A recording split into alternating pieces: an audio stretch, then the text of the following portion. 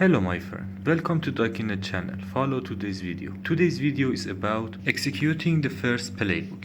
Okay, let's go. One of the essential elements of Ansible is its playbooks because as stipulated in the introduction, they contain the code of the actions or tasks that need to be performed to configure or administer a VM. Indeed, once the VM has been provisioned, it must be configured and all of the middleware needed to run the applications that will be hosted on this VM must be installed. Also, it's necessary to perform administrative tasks concerning the configuration of directories and their access. Okay, now let's start studying how to write a basic playbook. Writing a basic playbook. The code of a playbook is written in YAML, a declarative language that allows us to easily visualize the configuration steps. To understand what a playbook looks like, let's look at the simple and classic example. That is, installing an Nginx server on an Ubuntu VM. Previously, we created a working DevOps Ansible direct inside which we will create playbook-YAML file and insert the following content code.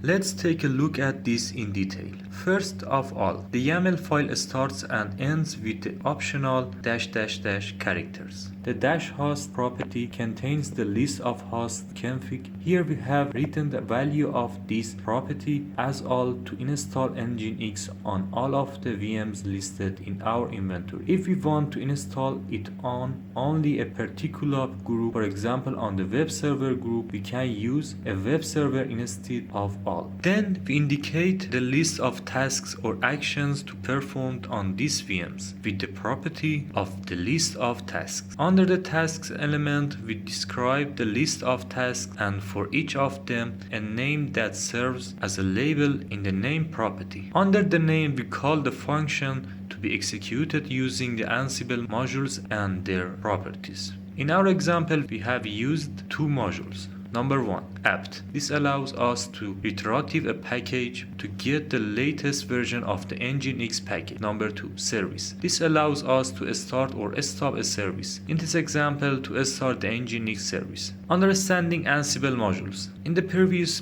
slide, we learned that in Ansible playbooks we use modules. This has made Ansible so popular today that there is a huge list of public modules provided by Ansible natively. These modules allow us to perform all of the tasks and operations to be performed on a VM for its configuration and administration without having to write any lines of code or scripts. Okay, today's video is finished here. Please send our videos to your friends and be sure to like and subscribe.